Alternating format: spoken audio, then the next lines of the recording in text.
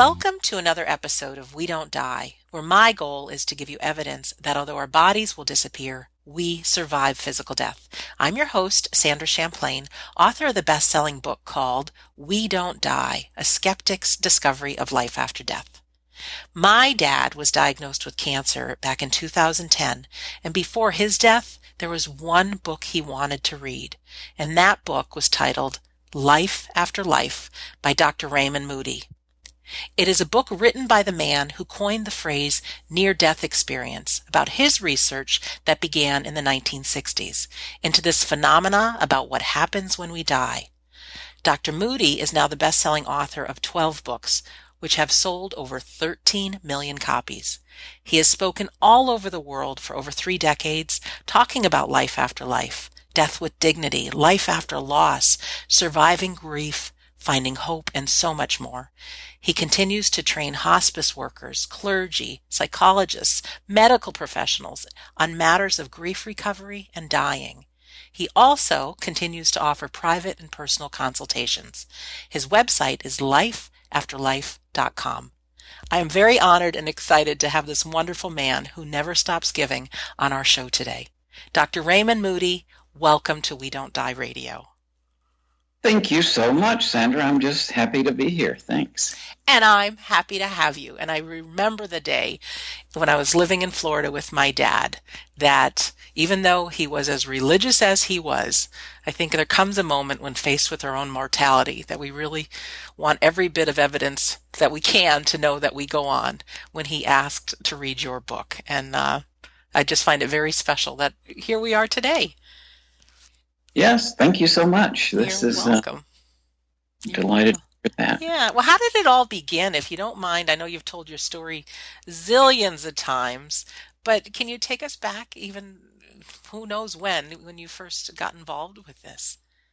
Yeah, I think probably the most logical way to do it is to say that when I was a kid, my dad, at least when I was living at home up to the age of 18, my dad had been a medic in World War II in the Pacific Theater, a surgeon. I can imagine the things he saw.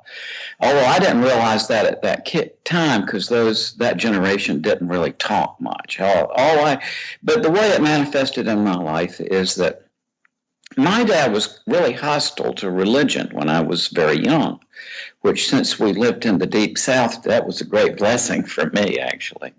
And so I just kind of grew up insulated from that aspect of life.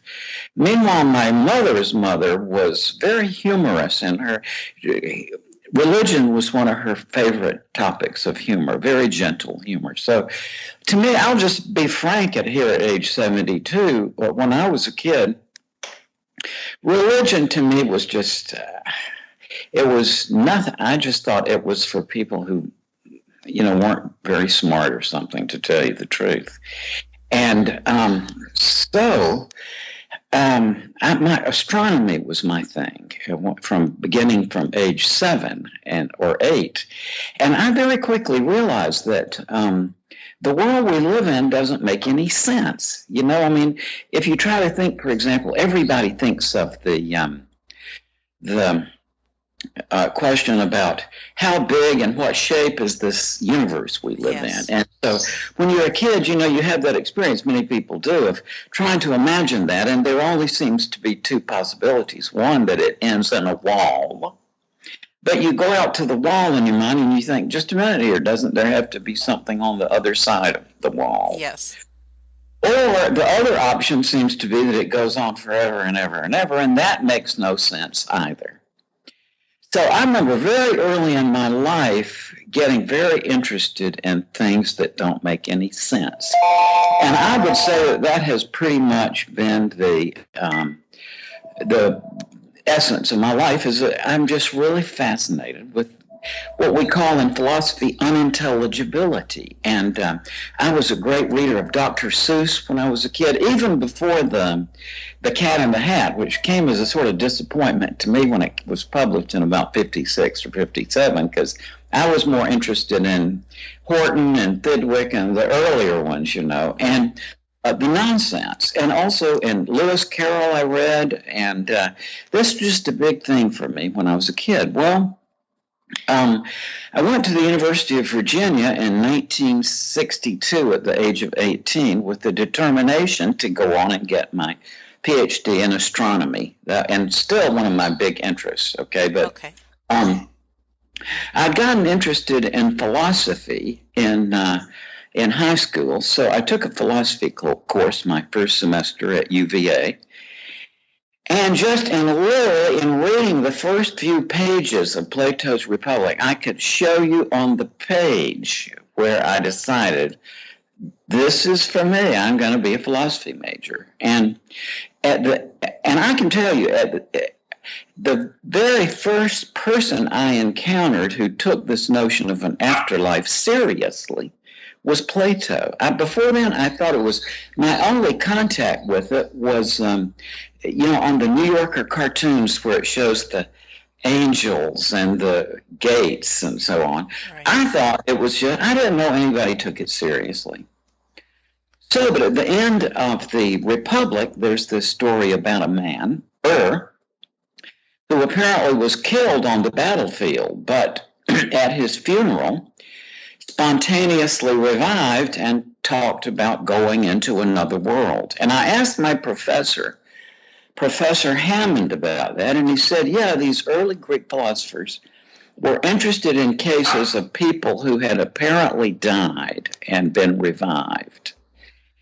And so that was my entree, but I never suspected it was anything other than Greek things, right? But then in 1965, third year undergraduate philosophy at UVA, I met Dr. George Ritchie, who's to this day the most wonderful, finest person I ever knew in my life. And George at that time was a psychiatry professor there who had actually had this experience. And I heard Dr. Ritchie talk about his experience, and to me it was just obvious that this man was for real.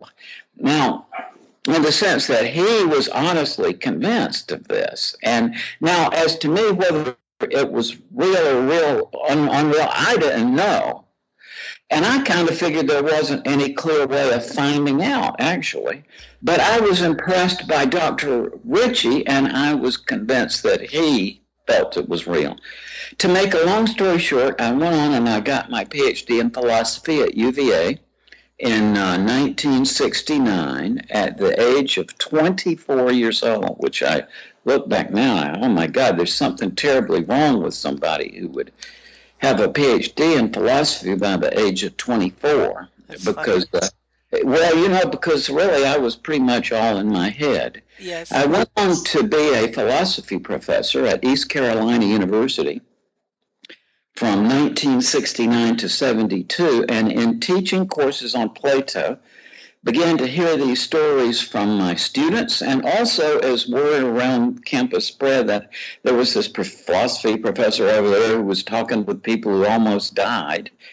I got invited to to various kind of clubs in town, and always you would hear these stories of even the movers and shakers in town, these stories of being resuscitated and having these experiences. And so heard them also from various colleagues there on the faculty, would asking for, obviously, anonymity, would come up and talk with me about their experiences. Yes. And so when I went to medical school in 1972, I already had quite a number of these cases, and got invited to the medical societies there and started talking about it. Was very supported very kindly by the medical faculty there. I mean, I hear this story all the time. Oh, poor Dr.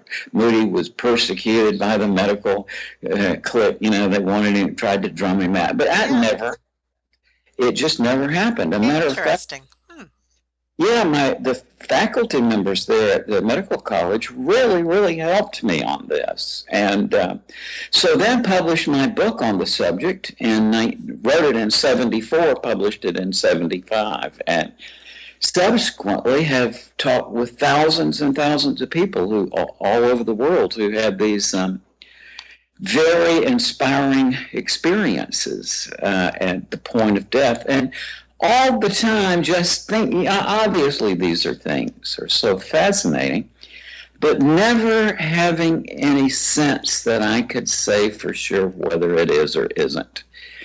And I will say all this too. My interest in philosophy were logic and philosophy of language and ancient Greek philosophy. And from that background, I can still say that if we are looking to logic as we have it in 2016, and especially science, people say, oh, scientific proof of an afterlife. And that's very embarrassing to anybody who really understands the scientific method and so on. Very few actual scientists will say that, oh, there could be scientific proof of an afterlife, but it's not for some ideological reason. It's the simple fact that sentences like there is life after death, for reasons I won't go into, but we could explain, don't really fit into the modality or the format that you need to verify something scientifically. But it has to do with the difficulties of verification of things that really are not clearly formulated as a concept is the difficulty. But logic aside, which I don't think is in 2016, it's not going to hack it to get to a proof. But aside from that, and quite aside from faith, too, you can eventually just reach a point of throwing up your hands and say, I give up. For example, about a year and a half ago, I was talking with a surgeon, and he, after my lecture, he sort of pulled me aside to the corner in the back of this auditorium.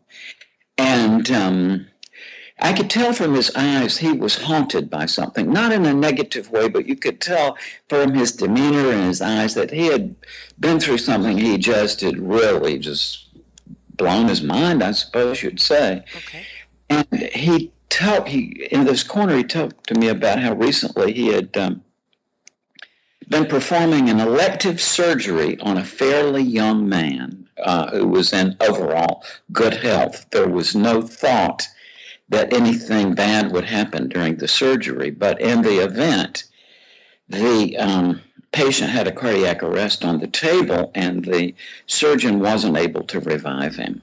So he was, as he told me, just beside himself and thinking, oh, my God, how did this happen? And what am I going to tell the family? And so on.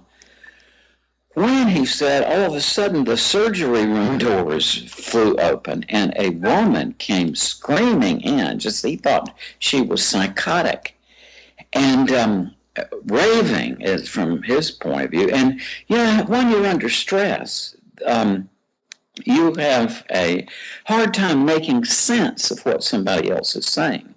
But he said he absolutely had to focus in on her face to try to figure out what she was saying. And he said he realized she was saying, my husband is not dead. And she was saying, I was out in the waiting room and my husband came to me and he said, but you think he's dead and that I'm supposed to come in here and tell you that he's not dead. And the surgeon told me he was so flabbergasted by this, he doesn't even remember resuming the resuscitation. He went on automatic. But then, after a while, to his astonishment, this patient's heart started beating again. Wow.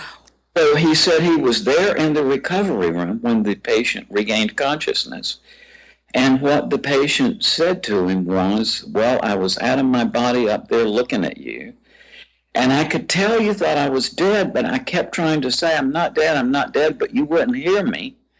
And so he said, I went out into the family's waiting room to try to get through to my wife that she should come in here and tell you I'm not dead. Now, that's one story of many, many I could tell you from physicians whose medical judgment I trust about their own experiences. And the great logician and mathematician Alfred North Whitehead once said, he said, in formal logic, a self-contradiction is a sign of defeat. That means and the sentence, there is life after death, is just a self-contradiction, because if you look up the words, Death just means the final irreversible cessation of life. So when you say there's a life after death, you're saying there is life after the final irreversible cessation of life, which is self-contradictory, and therefore it doesn't fit into the logical framework that we're using right now as we're thinking this. Well, I never thought of any of this way. That's great. Well, that's right, and that's the way where you need to begin to think of it to eventually get to the point where I think there are now entirely new rational means of investigating this that are rigorously rational and don't fall into the pseudoscientific fallacies of many people who try to investigate this. And so what I'm saying right now, incidentally, is I am prepared to assert, because I've run this by many colleagues of various fields who are not interested in the afterlife question, by the way, they're just very rigorous scholars. And I've run this work by about 14 of the most brilliant people I've ever known in my life from different fields. And they have all agreed that I have made a breakthrough in the rational inquiry into life after death. And this is getting ready to be published, at least in France, because, I love France. It's the last place in the world that is still subscribes to reason. When you go over there, you see, instead of news about Brad and Perugina or whoever, you see all about the latest controversies in philosophy in the news. So, they're so completely rational. So my book is first being published in France in January. I'm hoping that it will be published soon in the U.S. too. But basically what I've worked out is a new system of thinking that enables us to think logically about things that up to now we've never been able to think about logically because they don't make any sense. From the philosophical point of view, they're unintelligible or nonsensical, right? And what we have to do to rationally compute the notion of an afterlife, which I am asserting here and now, is possible. It is quite contrary to the greatest skeptic in the modern world was David Hume, who lived from 1711 to 1776. And Hume, for example, was a friend of Ben Franklin. He was Scottish, and he is the archetype of a modern skeptic. And Hume was essential in creating or bringing about what we call today the scientific mind because of his explorations of what we call inductive logic, which is the kind of logic that we think of in science, and the notion of causality. And Hume said accurately, and if you listen to this while I run these words through, and follow it in your mind, you'll see that he's right. He said, by the mere light of reason, it seems difficult to prove the immortality of the soul. And he went on to say, some new species of logic is required for that purpose, and some new faculties of the mind that they may enable us to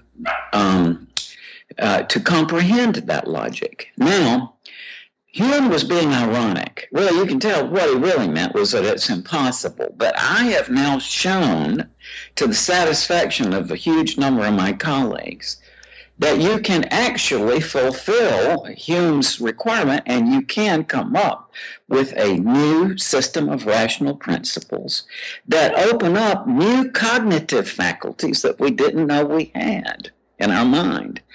And that when you go through that process, then at the end of it, you can come back to this afterlife question and the other big questions at a sort of new level of awareness. But what I'm getting at here is, and this is to me a very exciting prospect, is that in reality, we can't compute the afterlife question with the logic that we have on board right now. However, it's very simple to go through a process of thinking and doing some exercises, basically where you reformat your mind, so that we can think rationally about this afterlife question, and it opens up entirely new ways to think about this in a logical way. And I was waiting for years. See, I've been teaching this new logic since beginning back in 1969 when I was a philosophy professor, and I've continually developed it. And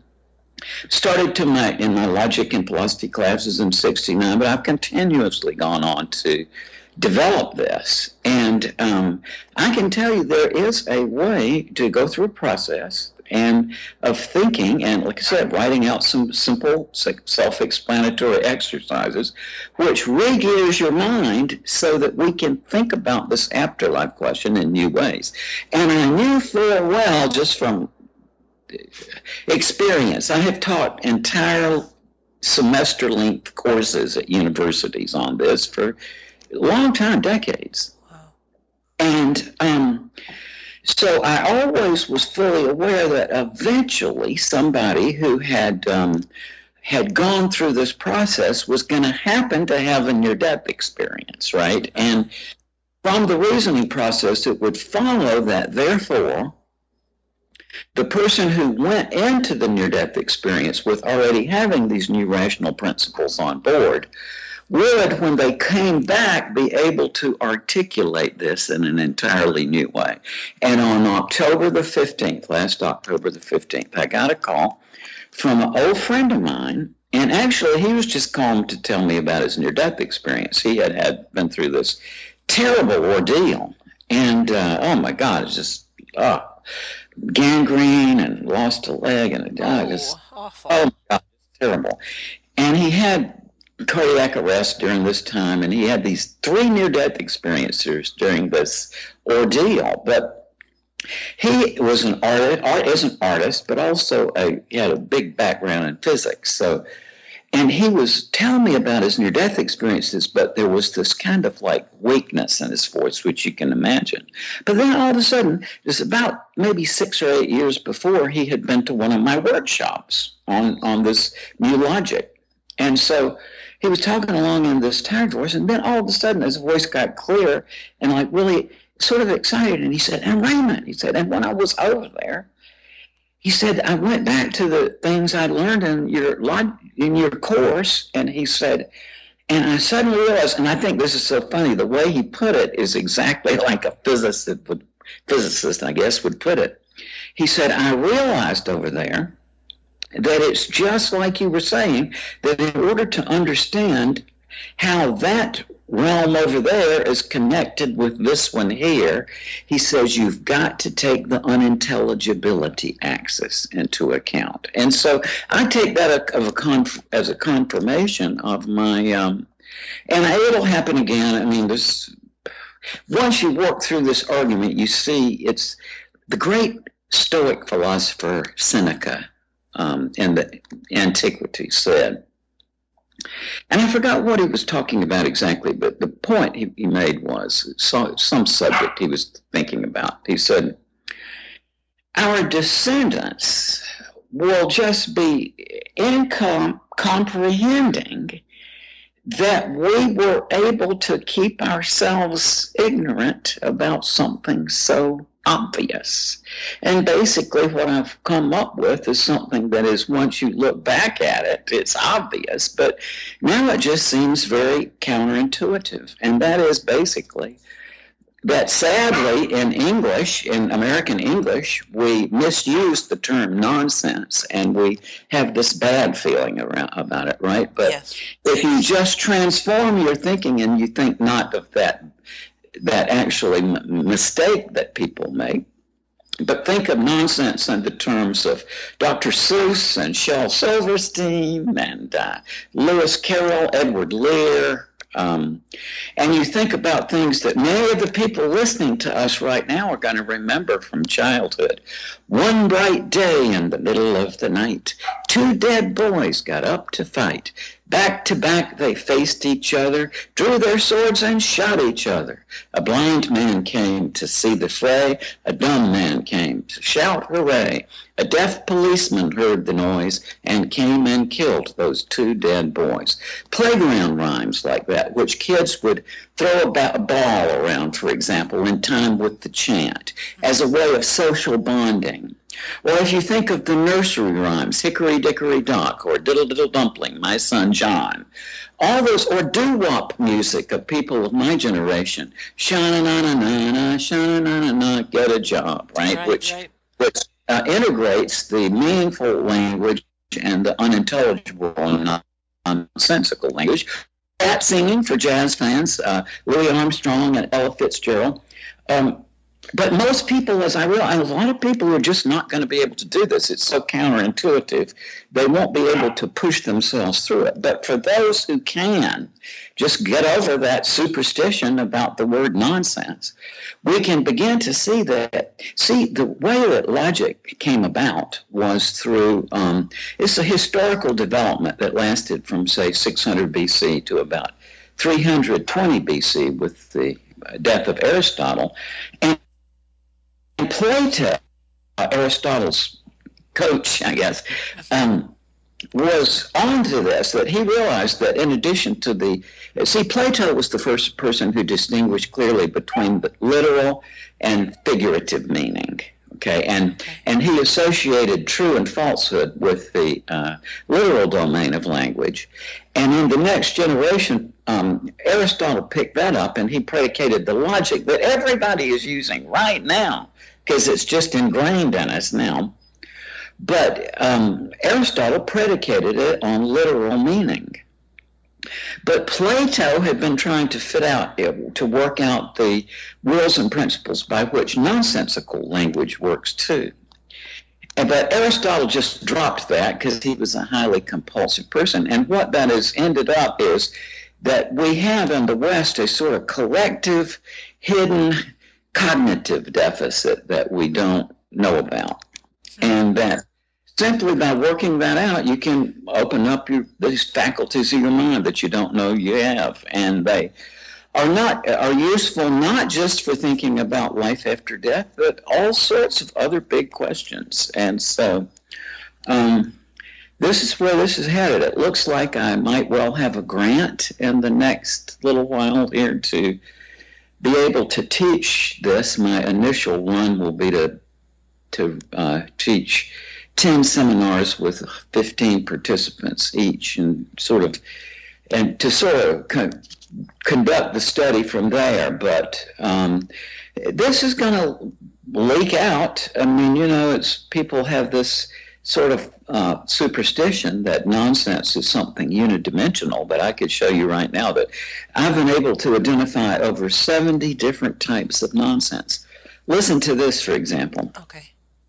'Twas brillig and the slithy toes stood gyring gimble in the wabe.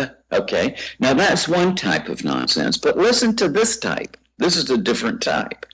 Holiness breeds the vestigial lipstick of spontaneity. Or listen to this type. That cannibal you men just ate was the last one in this county. Okay. Now there are 3 different types of nonsense, but there's over 70 different types. And all of this is actually already embedded in your mind in a way. It's amazing how the Western mind has the history of how it got formulated and the history of how this mistake was made, which makes us feel falsely that we are unable to think logically about things that don't make any sense. But we can. And this is big thoughts for my brain, who's only been taught to think one way. yeah, but you can. It's just great fun. I've had a lot of fun with this. Younger people, as you can imagine, pick up on this more easily than us older folks. But I am completely confident in the next few years that we will be making major advancements in the study of life after death. One of the difficulties here is that, as Plato really brilliantly pointed out, he said that whenever you look at this question of life after death, which he said is the most important question of existence, in which I concur with that. And he said, but whenever you get to thinking about it, he said, in trying to rationally comprehend the notion of an afterlife, he said that there is an inherent difficulty, and that is that because the notion is obscure, you have to have some sort of storyline to get the thought stream started. And by a narrative or a story, for example, the same ones that he had, we have today. Like I got out of my body and went through a tunnel into a light, and I saw my life pass in review. I came back to my body and returned to life. That travel narrative format. See, so there's always got to be some sort of story. Yes. Plato tells us. Now, and that is wonderful, and I've heard thousands of these inspiring stories, and they have changed my life, and I can't wait to hear the next one, okay? And at the same time, we could accumulate 1 billion stories, and it still wouldn't add up to that rational proof that many are looking for. Now, not everybody is looking for a rational proof of an afterlife. Some people are afraid to put it in those terms because they're afraid that they might bumble into something that contradicts their religious ideology or whatever, yes. Right? But for it's as wonderful as the stories are, and as necessary, and I can't wait to hear the next one. At some point, really to satisfy that desire to have real comprehension of this, it's going to require sitting down and thinking through some really interesting information. And, we have this entire realm of our mind in there. A literary theorist of the early 19th century, her name was Carolyn Wells, who also wrote nonsense poetry and so on. And she said, we have a sense of nonsense just as surely as we have a sense of humor. And we do, but because of the Western sort of Protestant work ethic mentality is basically what it is. It sounds impractical or counterintuitive, so people don't want to fuss with it. But for anybody who has the gumption to sit down and to think through a line of reasoning, we're now in a position where we absolutely can come up with an entirely new, completely rational way of researching the afterlife. This wonderful colleague, as she now is, she started as my graduate student, but she's a linguist, graduate linguist, got her degree in linguistics from the University of California, the best linguistic school in the nation. And I had thought for years that, as a physician, I can tell you, and many of the people listening to us will know of this from your personal experience, that many times when a loved one is dying in the last few days or hours or minutes of life, they start talking nonsense. That may seem counterintuitive, but I guarantee you lots of people listening to this will say, yeah, that's what Grandma did. Yes.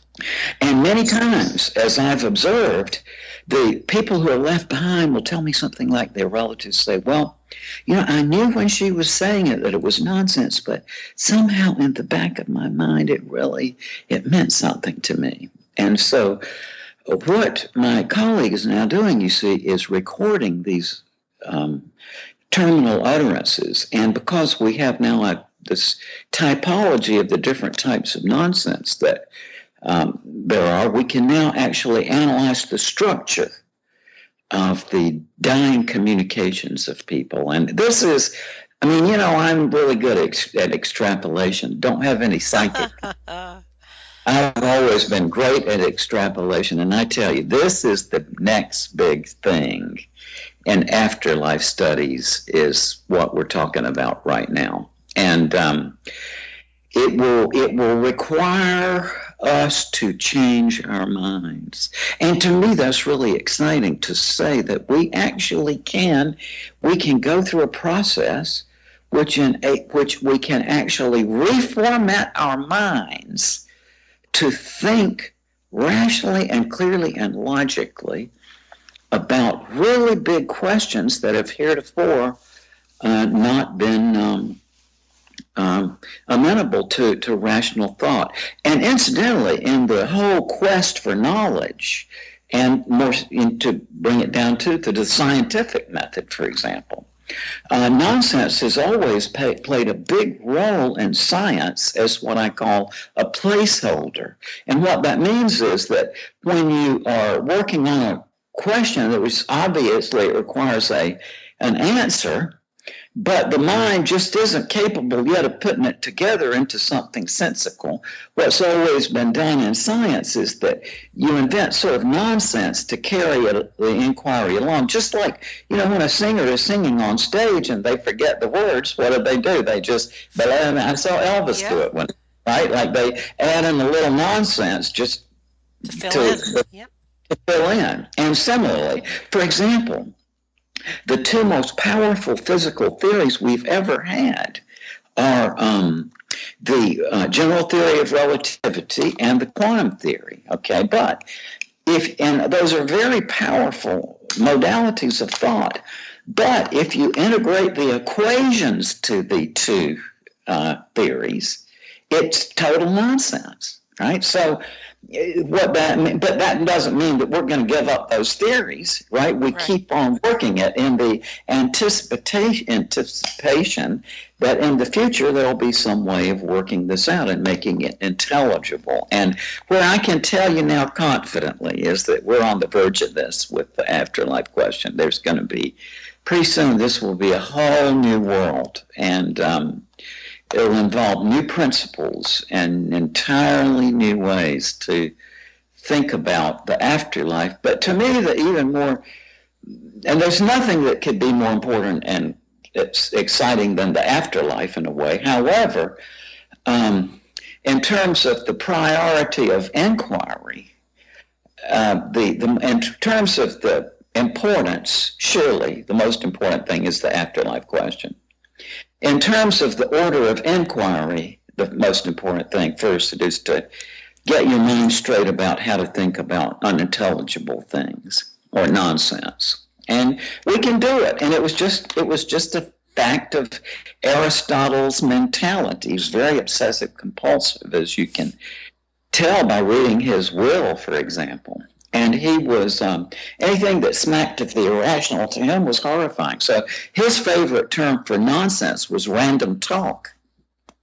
Well, we can see very clearly just by a simple argument that far from being random talk, nonsense is actually less random than ordinary meaningful language. And the reason is most people think of, if say a certain, draw a line in your mind across horizontal line, and let that be the line, the line or the level of ordinary meaningful language. Most people think of nonsense as something sublinguistic, that is below that line.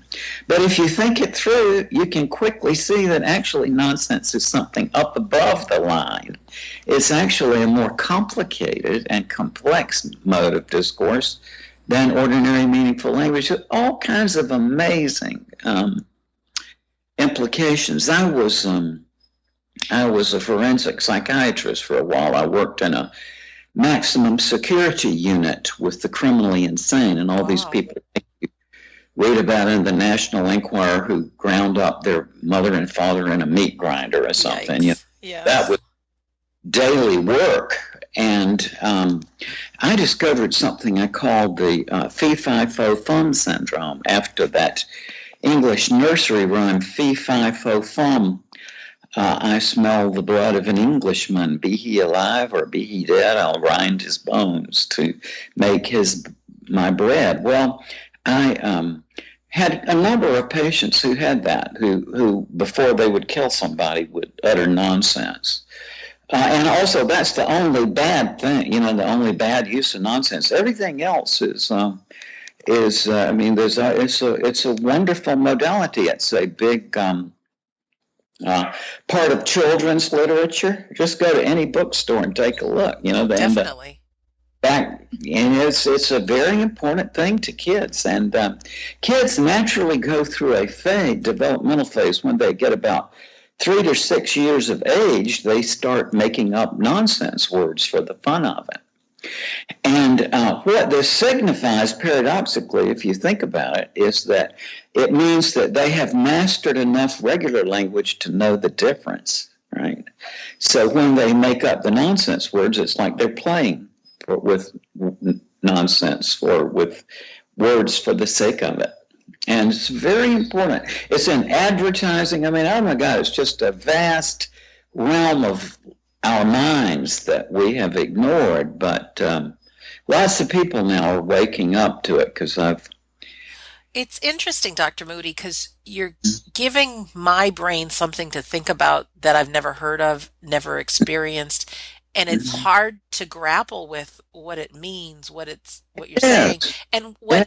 what's coming up to me is just as me, Sandra, a human being, was never taught to question my thoughts. Now, I know that I've had a lot of negative thinking in my head, and I know it's not the truth, but even the logic to how we think, it's never even dawned on me that we need a new logic. Mm-hmm.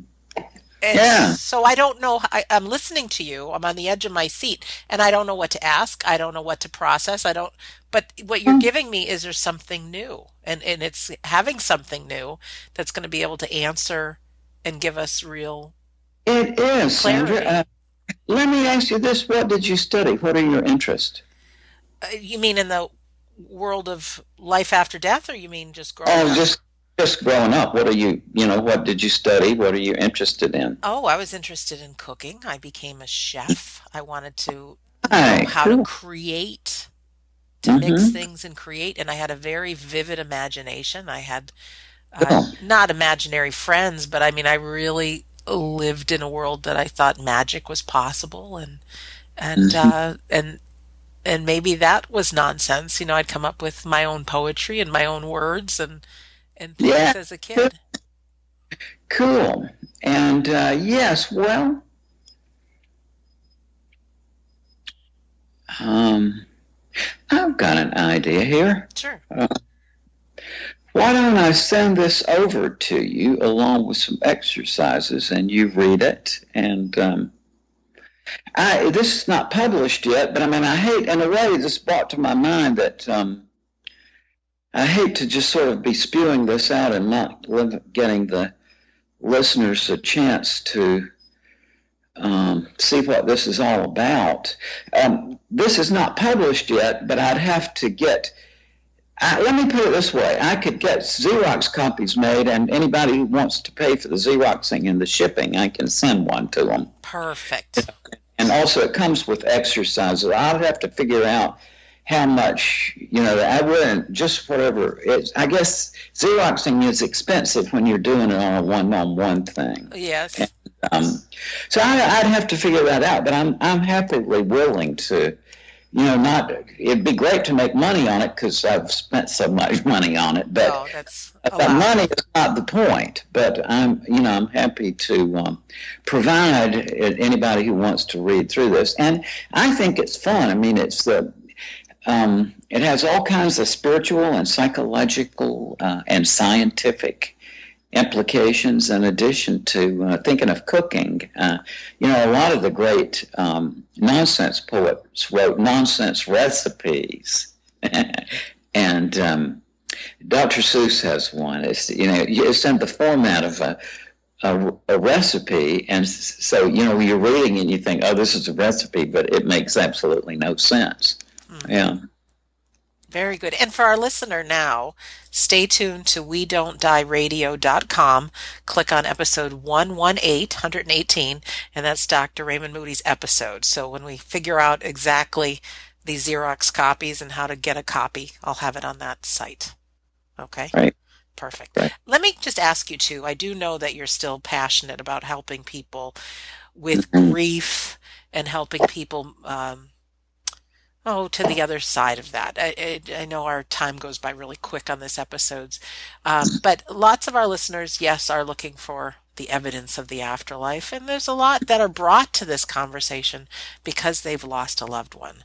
Do you have Yes. any words of wisdom, just even where to start or how you go about helping people through? I know it's a big world, but Just maybe some words for somebody who's It lost is a someone. big word, Sandra, and I will say this, that, grief is just the toughest of life. And I think maybe the worst of the worst is to lose a child.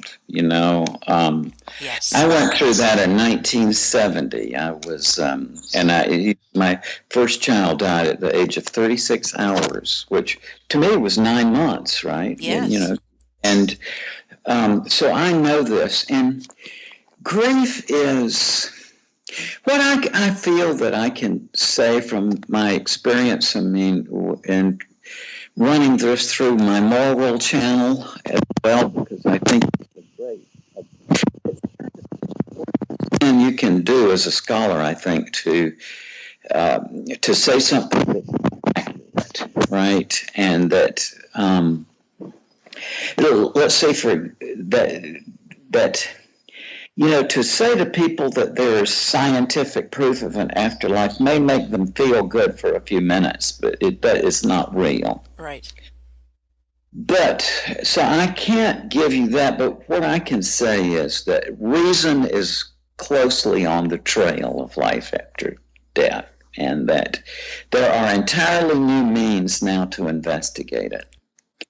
And despite the fact that I am the archetype of a skeptic, one thing very sad about this whole field of things like this, life after death things and all, is that the people who characterize themselves as skeptics are just, I'm sorry to say, it's ignorance, because they show by their very way of talking that they have no idea what a skeptic is. And the reason why this irritates me is that I just love to teach ancient Greek philosophy.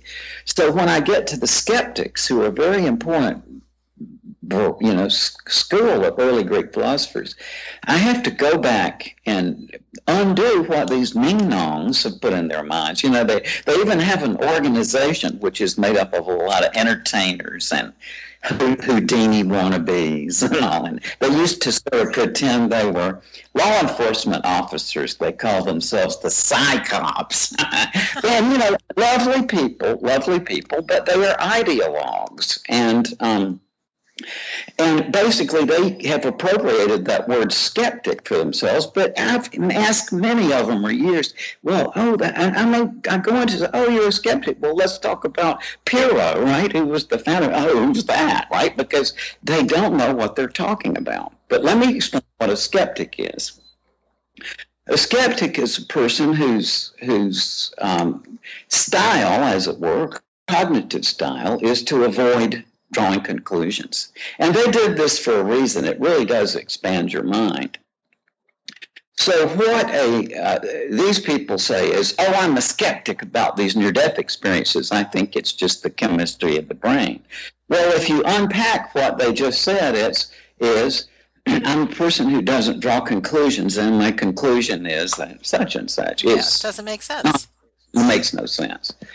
But the real mentality that is actually needed for probing into this is the skeptical mentality of realizing the difficulties of drawing conclusions either way. And so I am a skeptic, and then I can't draw a conclusion that there's an afterlife. And I will say that the words have almost been extruded from me now, because, I give up. I know so many medical doctors who've had these conjoint experiences with their dying patients. I give up. And I wouldn't even be saying that unless I had feel that there is now a way around the logical problem, so that somebody who wants to do this can go through a reasoning process in which they will be able to think about this in a genuinely rational way. And so what I would say is, from my life experience, the thoughts enter my mind now, I just give up. But it's easy to get into this thing of using an idea about life after death as a rationalization for not having to grieve, right? Oh. And even if we can know for sure rationally that there's an afterlife, grief is still around. I hear this from people all the time who've had near-death experiences. That, yeah, when somebody dies that they love, they say the grief is even more acute because they can't rationalize that there's an afterlife anymore, right? Right. Because if they've been there, it is, but then they have to face the fact that the grief comes from missing the person. That's what it is.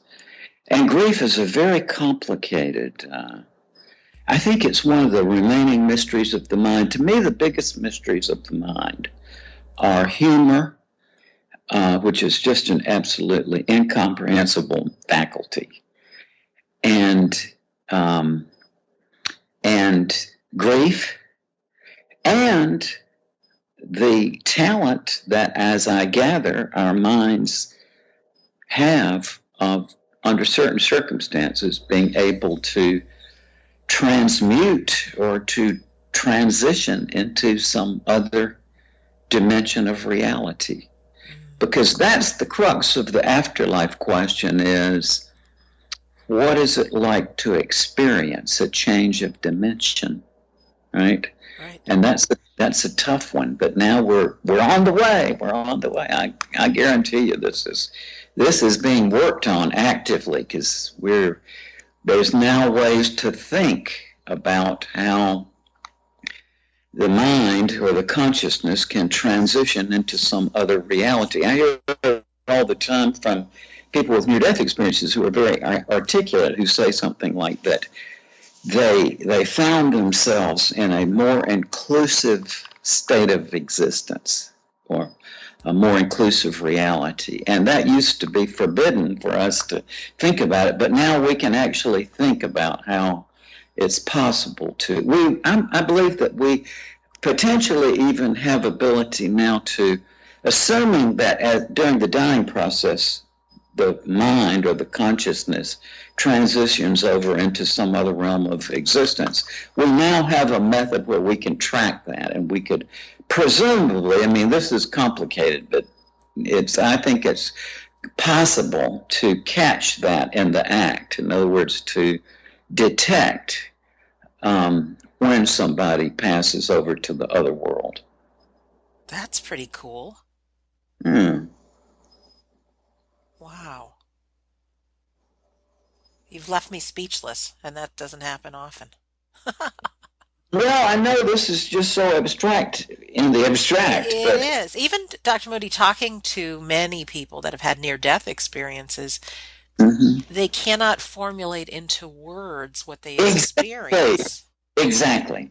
That's the most common feature of near-death experiences. They say that there are, and no matter how articulate or how many languages they speak, they say, I just can't put it into words. Well, now we have a way around this, and it's worked at least once, and it will work again. So we can reformat our minds so that when, just by chance, you happen to have a near-death experience, you will have additional rational principles on board to be able to think logically about it and to talk about it in a new way. And then in the future, when we have lots of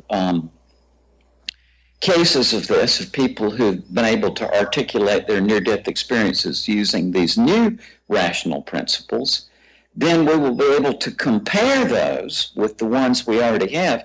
When you look at the near-death experience through the lens of Aristotle's logic, apparently you're compelled to present it as a travel narrative, right?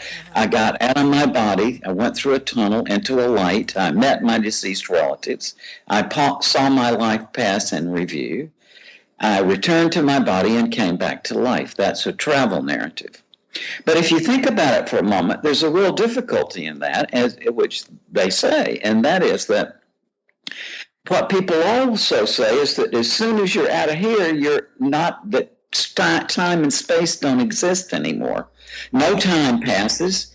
People say everything they've ever done in their lives is in this holographic panorama, but instantly, right?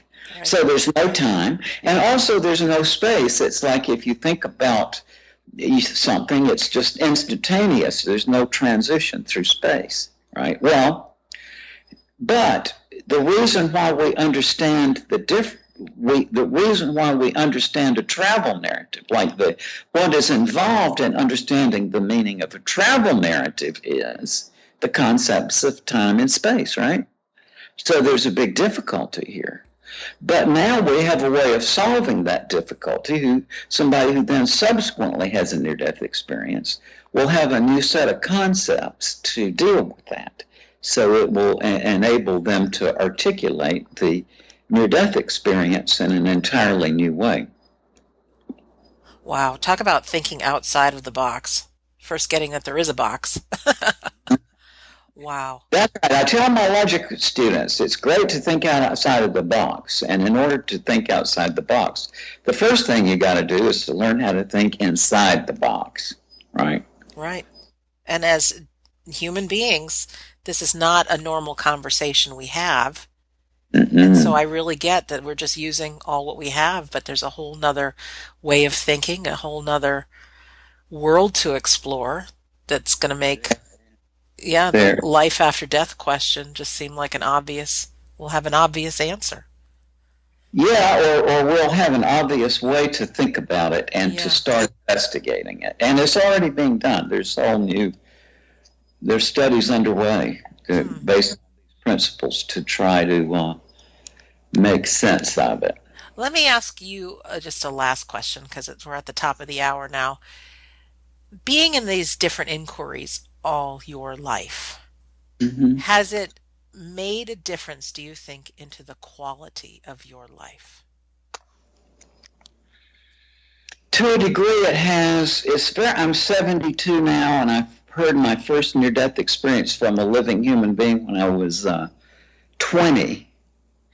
So it's hard for me to separate those things, right? Yep. And yet, and also I am, a faulted human being. I like to say at age 72, and anybody who's 72 who's listening to this will agree with me that I honestly say, look, I'm sick of Raymond Moody, right? And I'm the happiest I've ever been. And other people might understand what I mean. Mm-hmm.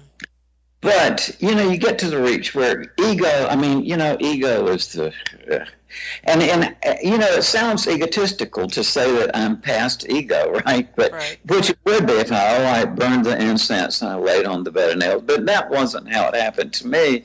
I just got rid of ego because, I'd pretty near killed myself with it, right? And at a certain point, you just realize what a bore and a pain that ego is. Yes.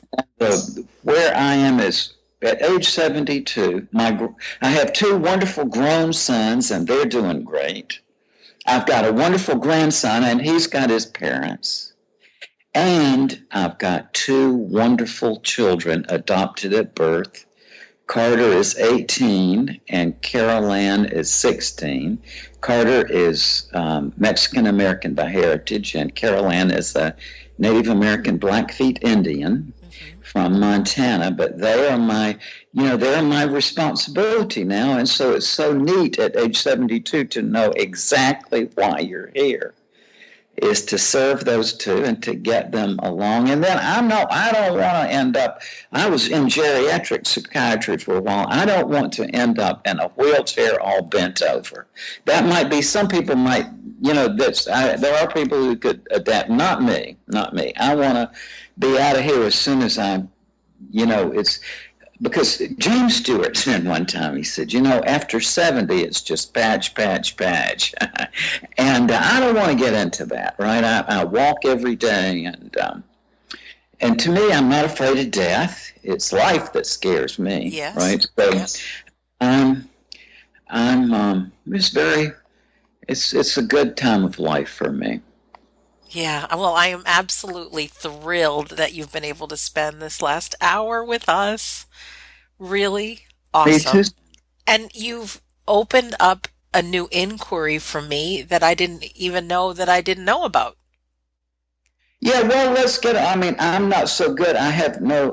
And my last computer had a crank on the side, and I'm not so good at this. But if you can send an email, or I can get some method to send this to you, and then just if you don't mind, just read it through and do the exercises and see whether you think I'm right. But if Perfect. I'm right, then we got there's been a breakthrough in how to think about life after death. I love it. I love it. And I will do that. And for our listener also, stay tuned to we don't die radio.com, episode 118, and we'll put our findings and however we communicate through Xerox or whatever we do by mail, we'll figure it all out. Dr. Moody, thank you so much from the bottom of my heart for all you do, all you continue to do, the people you continue to serve and make a difference with. And yeah, you're an inspiration how to live a joy filled life as a human being, still making a difference and still growing yourself. So Thank you so much, Sandra. This has awesome. really been delightful. Yes, awesome. And for our listener, thank you for spending this time with us. I Yes, thank you. know it's been of value to me. I'm sure it's been of value to you, and really starting to question what we don't know, we don't know. And I do think it's the tip of the iceberg for all of us who want to continue digging into it. So, in closing, my name is Sandra Champlain, and I've been your host on We Don't Die Radio.